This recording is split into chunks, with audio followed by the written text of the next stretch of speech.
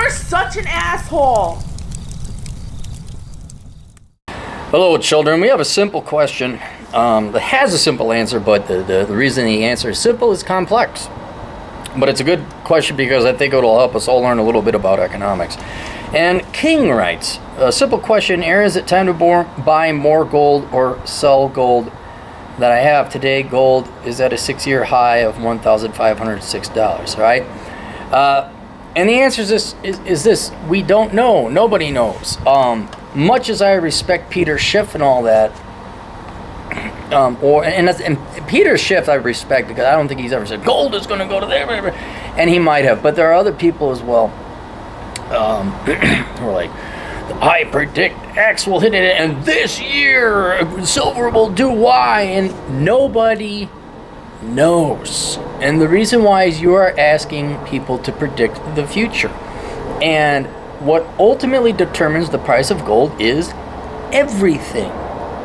Everything, every possible variable and entity, be it an ant in the mountains that moves one more speck of dust, which causes an avalanche to expose a huge gold vein, whether that ant moves that piece of dust or does not, and then it's forever undiscovered, to how much Rio Tinto expends on a copper mine and does or does not find an inordinate amount of waste gold. There's such a thing. We don't know. You don't know.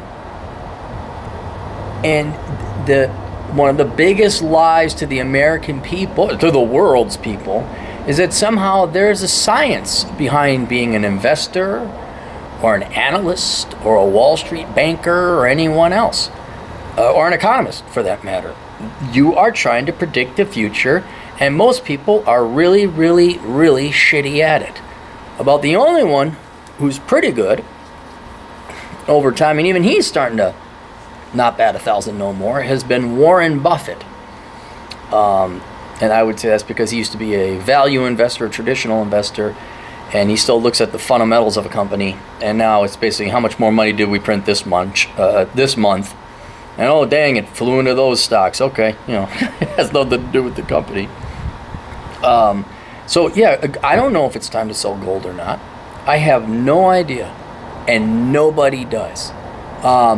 If all you have in terms of precious metals is gold, well then maybe you might want to consider diversifying out of gold and buy a little silver, maybe a little bit palladium, perhaps buy some mining stocks.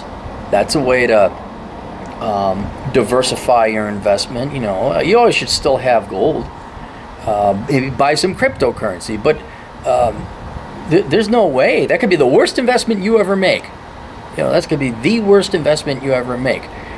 But especially when it pertains to precious metals, this is going beyond the economic law that you can't predict the future. Don't look at precious metals as something to trade in and out of. You can, but the real point and purpose of owning precious metals is that it's an insurance policy against hyperinflation or an economic collapse or something like that.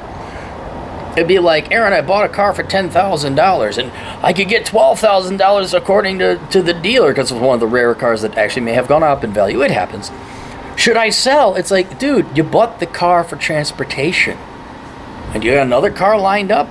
Everyone thinks it's like it almost, I would say, makes sense to trade precious metals as it makes sense to trade your couch. You got a couch to sit on. You got your video games to play.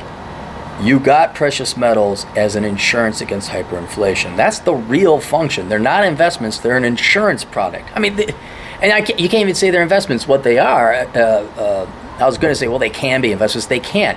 They can be arbitrage. They're commodities. You could trade in and out of them and hopefully make some money.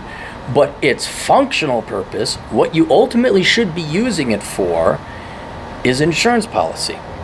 So it doesn't matter what happens to the price of your couch. It doesn't matter what happens to the price of gold. Again, my philosophy is you should have 200 pieces of silver and a little bit of cryptocurrency as an insurance and a hedge against hyperinflation. That's it. And then, is it the time to sell Bitcoin? Is it the time to sell silver? Is it time to buy gold? You might as well be asking me if it's time to sell that couch. I don't know. I really don't know. I would say maybe you want to sit in the couch is what I'd recommend. But that's it. Questions, answers, and economic genius that still hasn't eroded over time. AssholeConsulting.com. Read my books, Bachelor Pad Economics. That's a great discussion on economics and investing and many other things. And we'll see you guys later. Toodles.